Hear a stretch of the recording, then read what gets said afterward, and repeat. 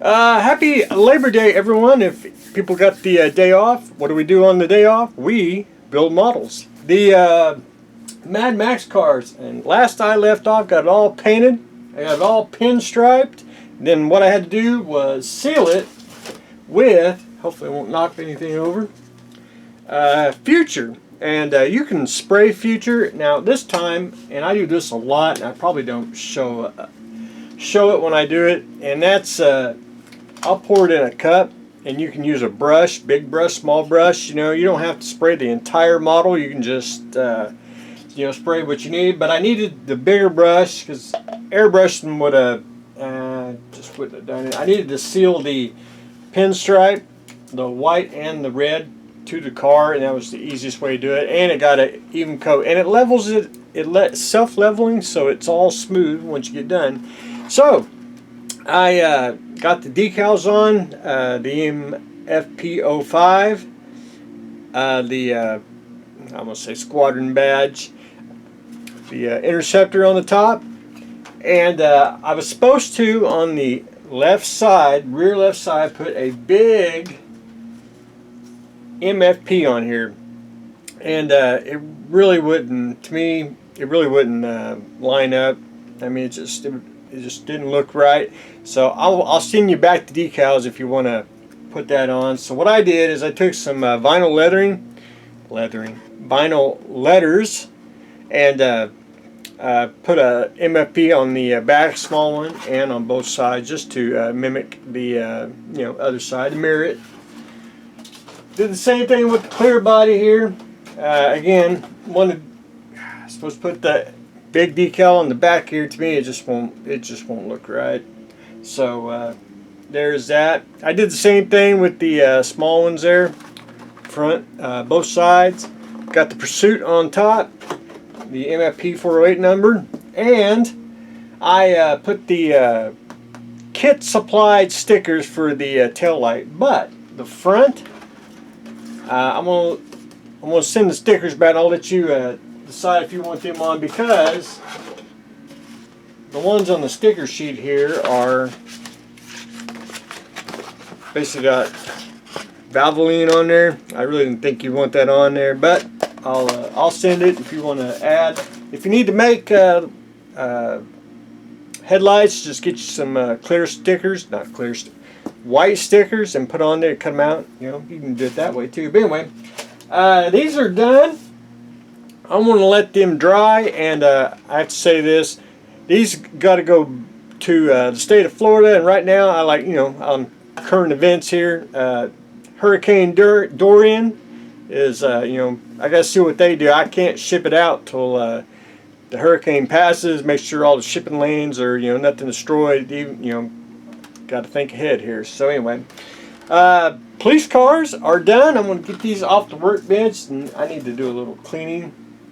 So we are good to go on the Mad Max RC cars. So I'll get that all cleared off, and we'll start something else after that. The trifugal. What I've done, I probably didn't show it. I spent basically yesterday afternoon and all this morning masking. Went through a lot of tape. But I did get a splinter pattern on here, and it's loosely based off Enric's Mix 109, and he had a more light blue base coat on his, and it showed more than the splinter green. There's two greens here, dark and a lighter one, and I masked it all off, and I also had overspray, if you ever notice.